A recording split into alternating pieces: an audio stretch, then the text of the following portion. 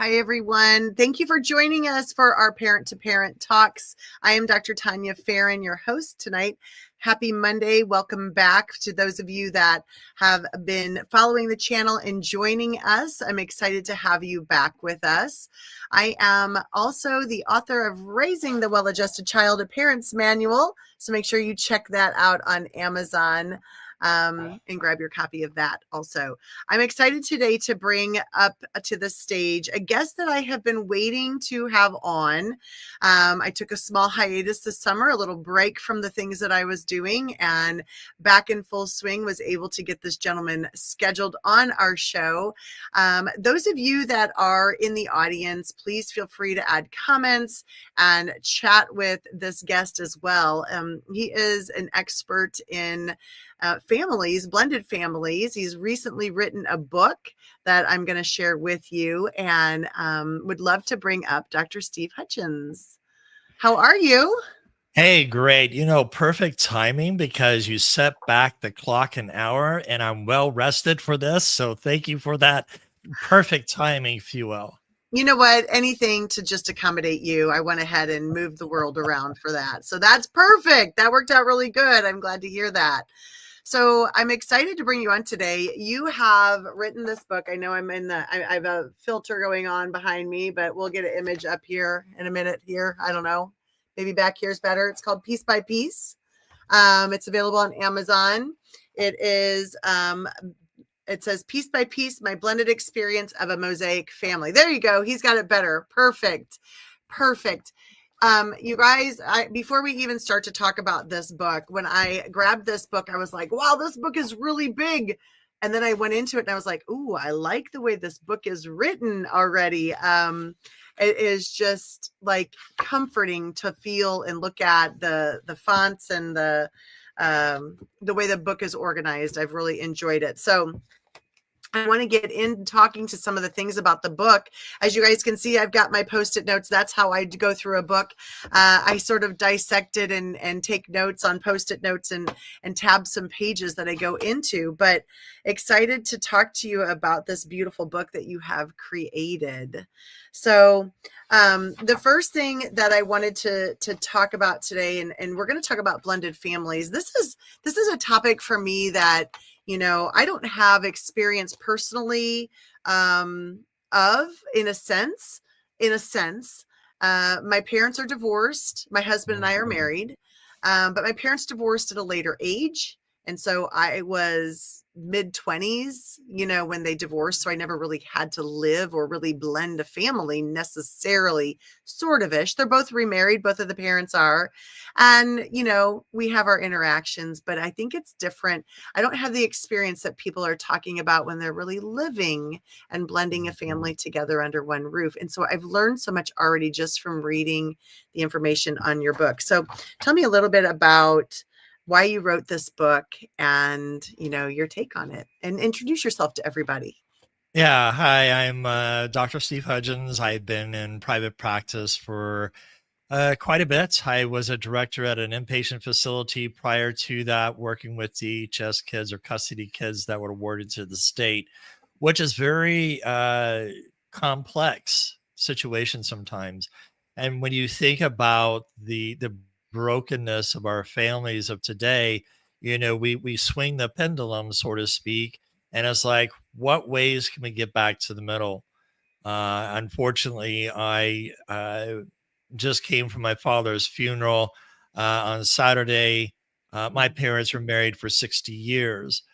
I was not privy to, a blended family. However, growing up in the military, being in the military, I've seen such things and how things can be complex. Due to my anxious attachment, I was an engineer prior to all this, prior military, and having a divorce and being remarried taught me some things about myself. Having gone through therapy my own self, which I encourage men to do, and then becoming a therapist, I realized there has to be something about what ways can we preserve families. In my research, my doctoral research, I found something that nobody's done. and that is a having a voice, which we call hermeneutical. Phenomenological, qualitative study. I know big words, so sorry. That's just the complex word of saying, hey, what ways can we understand 65% or higher in second families end in divorce? That's an alarming rate, especially Mhm. in a society where marriage is it's not thriving as much as it used to be. And what ways can we preserve families? And this was my research of understanding blended families. Yeah, I love that. So, love that you have some personal experience as well as a lot of life experience with different careers and different paths, and then landing you here in this counseling therapeutic session or, um, role to help with this. I love the analogy, and I wanted to read this out. The definition of a mosaic family, and I love the piece of it being a mosaic family because it makes such perfect sense. Sure. When you really are looking into this. So I'm going to go ahead and read that. Unless you want to read, would you like to read that on page that definition of mosaic family in your book? I think it's 13, which is not really page Yeah. So 13. when Where it you starts. think about when I look at the definition, of a family, that took some timing to really come up and formulate. And this is part of my dissertation. Mosaic family refers to a family system formed through remarriage, where individuals from previous relationships come together to form a new integrated family unit. Each member represents a distinct piece, bringing unique personal histories, roles, and relational dynamics. Boundaries function as the mortar in the mosaic family structure, providing the necessary cohesion, stability, and clarity to manage communication, expectations, parenting responsibilities, financial obligations, and emotional well being. The mosaic family conceptualization emphasizes the complexity, adaptability, and resilience of a second marriage families, distinguishing them from the traditional nuclear or blended families by acknowledging both their individuality and intentional unity. Sorry, but yeah, that came from my dissertation work that I did through Liberty University. And the reason why I put remarriage is because the bonding factor of marriage that bonds two broken shards of family, so to speak, that come together. If I look for those who have not been remarried, I kind of look at it as a web family. There's not those bounds of covenant to a marriage, if you would. To me, it's a web. But when you have those bonds of covenant, a commitment, a shared responsibility of bringing two families together, I look at it as mosaic. When you think about step families, I think of Hollywood. Sorry, Cinderella, she had that evil stepmother, and it doesn't fit well with step parenting and things like that. Europe has what's called bonus family. Again, Christmas is next month. I can see that as a bonus family for kids because we went from 3 presents to 30, and that is a bonus for them, right? And so when you think about those terms, it doesn't set well. And then we come up with a blended family, things that we put in a blender and mix, and it becomes blurred lines. My experience in a blended family taught me that in a mosaic, you're having two shards that are broken coming together, forming one beautiful picture that defines roles, and it also looks at different shards, the colors and things like that. And it takes in perspective of boundaries because mortars are there. I'm going to pause you right there. Sure. You're doing a great job. I love this conversation. When I read that very first definition of the mosaic family, I felt to myself, I wonder what life would be like for families if when they got into this blended or you know um this new marriage, this remarriage, if they read that description to start to understand what they're bringing together.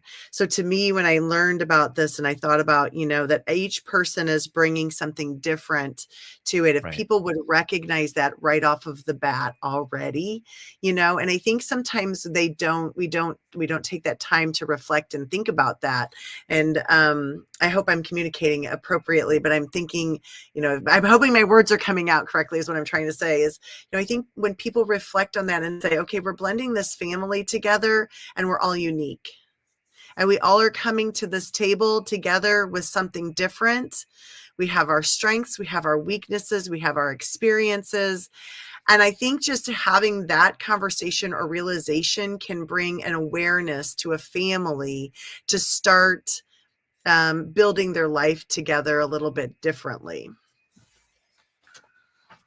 I don't know. Those were just, I love that you did that. I think if people just even read that part and get them to start thinking about what that their fragments are like, and they're broken fragments, but what are their Right. fragments like? Well, you think about what is next month is December, it's Christmas time, right? And when you think about Christmas and things, we bring in tradition and we think about, okay, this or that. And then you have kids that, well, wait a minute, we did it this way, we did it this way. And it creates a um, environment that can be unwholesome because of arguments. Mm-hmm. But if we can look at what can we bring in and piece by piece, but also be able to recognize the individuality that can be celebrated in different traditions.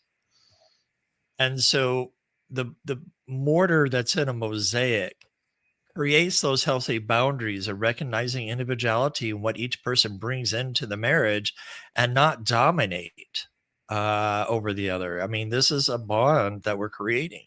And when you think of blended, where's the connotation of boundaries when you think about blended families?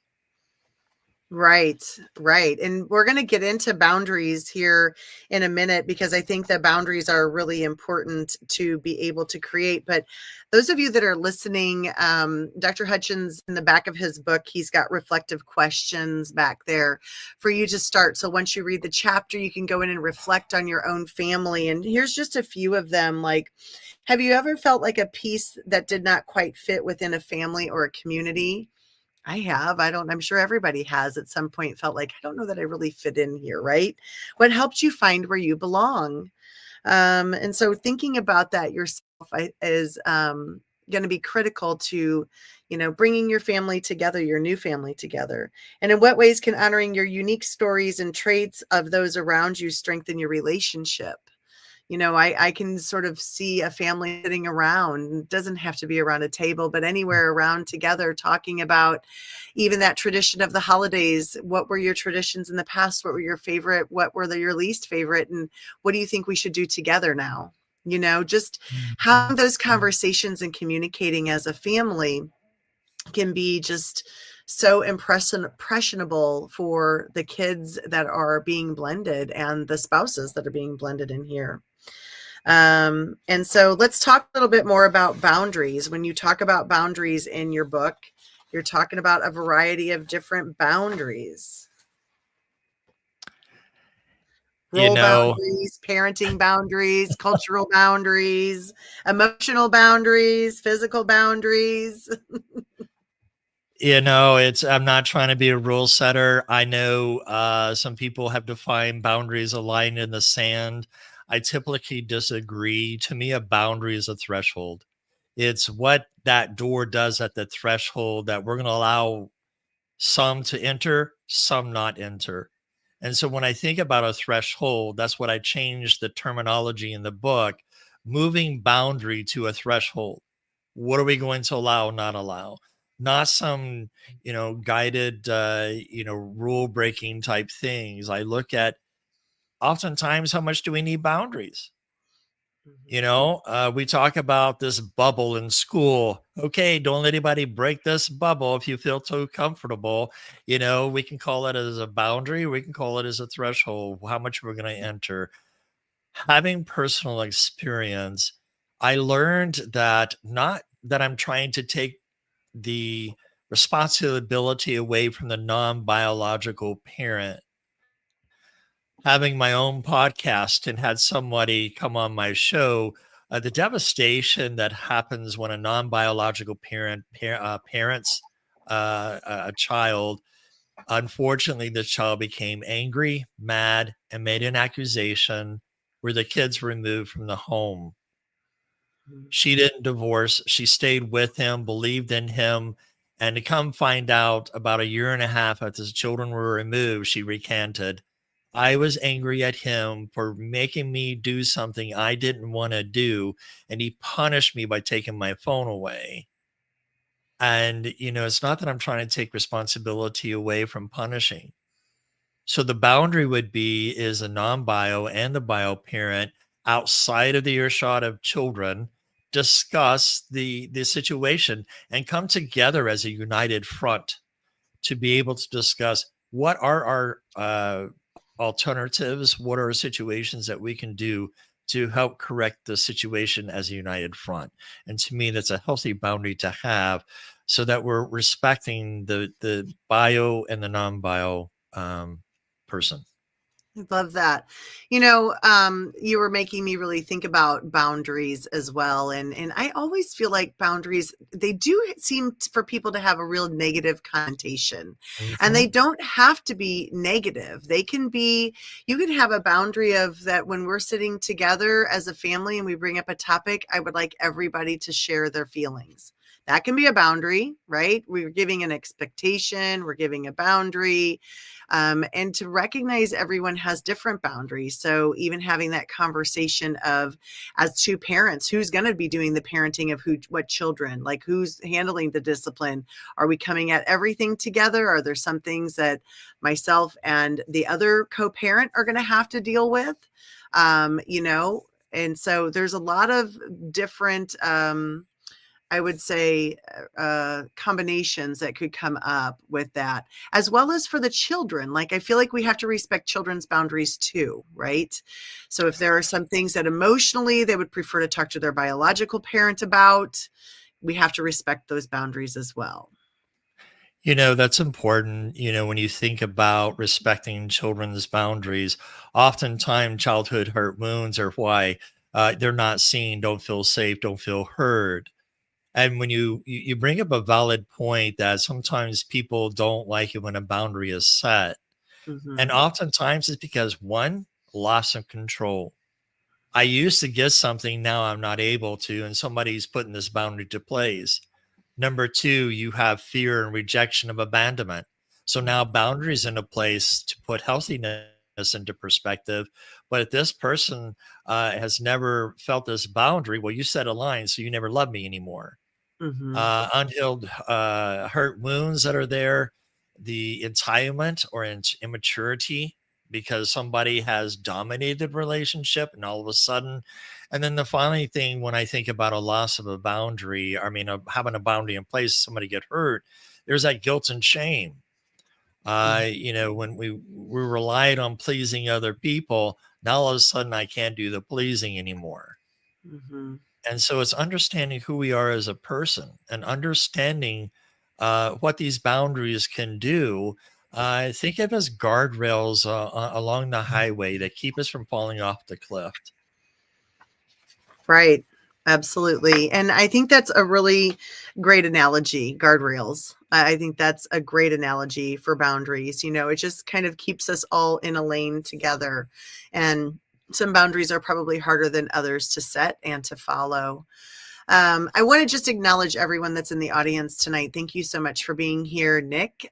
She is the publisher of this amazing book. She was just on the 2350 Effect show last night, so check that out if you're interested in book publishing. And then Leah Garcia, thank you so much for being here. Kenneth, thank you for joining us. Charles from Hong Kong, thank you for being here. Aaron Gibson, thank you so much for joining us. Christy Williams, appreciate you so much. Lisa Fevick, thank you very much for being here. If you have any questions for Dr. Hutchins, please drop that in. You know what, Lee? I was thinking the exact same thing, that these boundaries can apply if these conversations would happen in a first time marriage, I guess I could say. You probably would be able to maybe make it through a few more years, or maybe make it to 50, 60 years, but keeping boundaries and paying attention to these things, having these conversations is so important. I agree with that. You talk in here about old wounds. And so talk to me about how these old wounds represent the broken pieces in the mosaic. When I did the research, the number one reason for divorces among blended families were so high was old childhood hurt wounds that never were processed. So now you go from this wounded child into a first time marriage. You're hitting these landmines of hidden hurts from each other. I call them splinters. I don't know how I feel about the word trigger because, Tanya, you triggered me. Now, am I taking responsibility for my emotion that caused the hurt? I look at this as a splinter that has hurt me, and the action that you caused stimulated my splinter. And if I don't recognize how to process this hurt, I can be angry at you for unintentional hurt that you've caused that I didn't know subconsciously that was a bother to me. And Mm-hmm. so when we hit these hidden landmines or hidden splinters that causes this, we're hitting old wounds that can cause and so hurt. And when we get into the first marriages, we divorce. And if we don't resolve the hurt from the first marriage and the childhood, guess what? Rose into the second. And now it goes into the second to the third and so forth. And the higher divorce rate goes because if we're not resolving our hurts, it's important to do that. Are we causing transgenerational trauma in our families? Yeah, absolutely. And again, my heart goes right to the kids, right?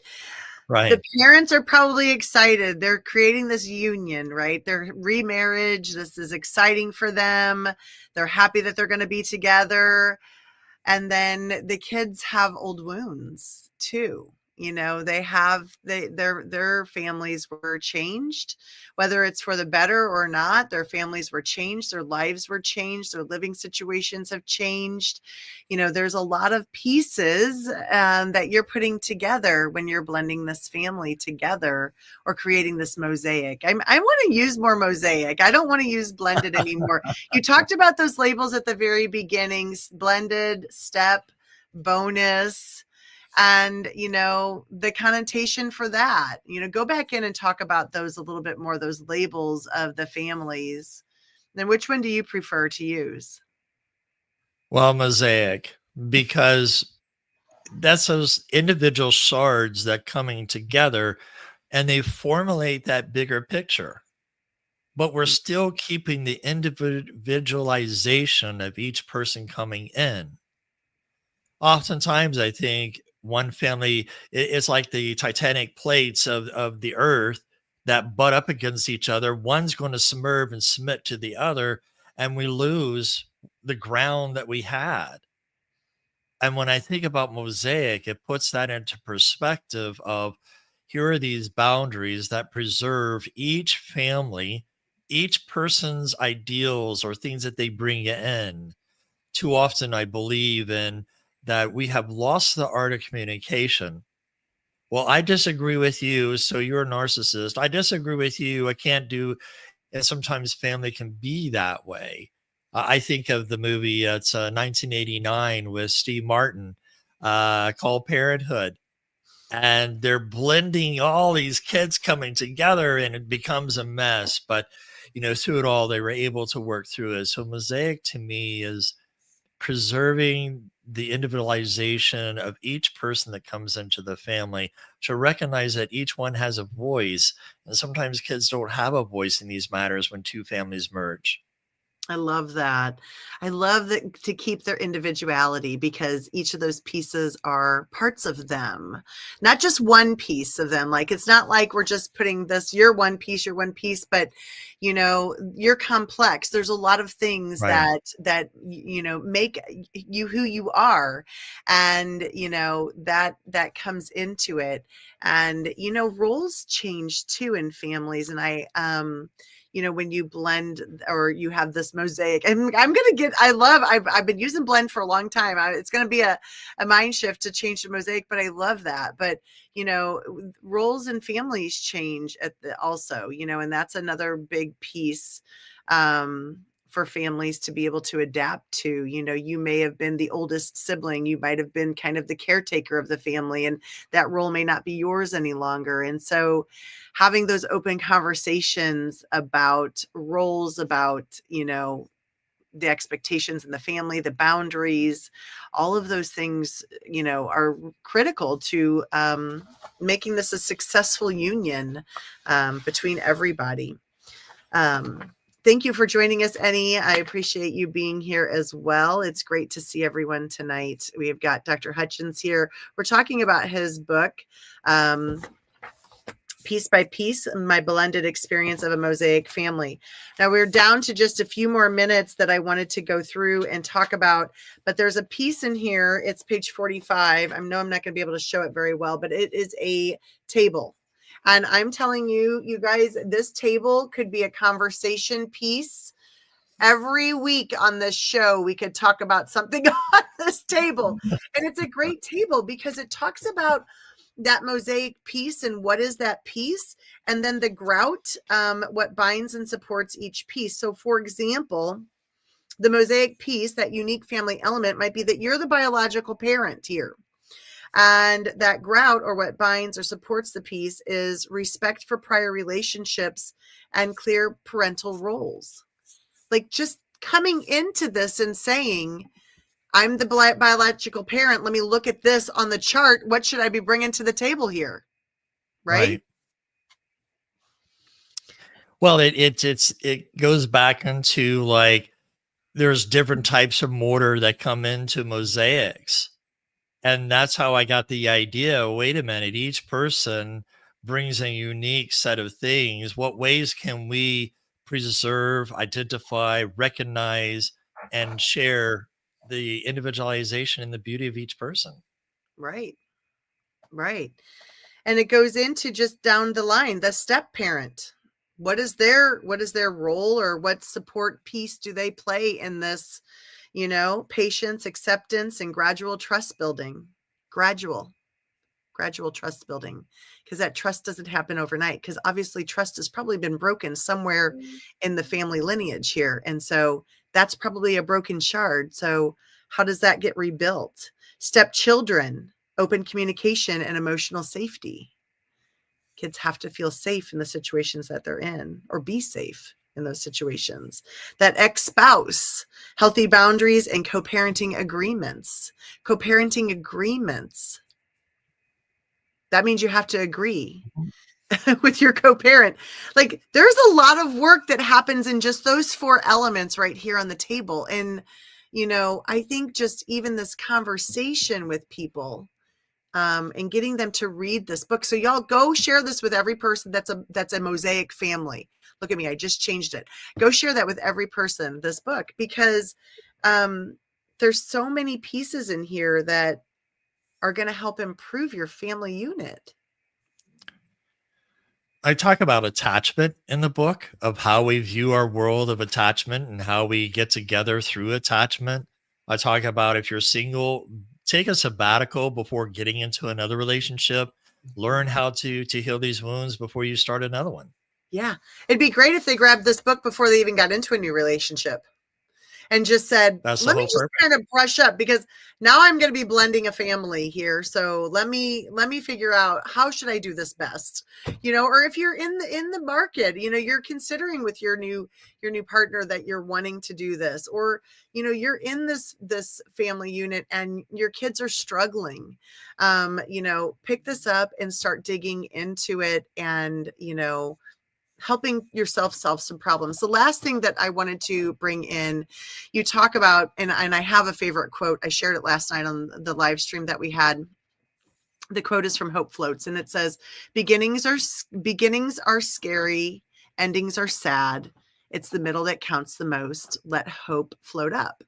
And you talk about how the middle part of the marriage relationship, the mosaic family, is the most important.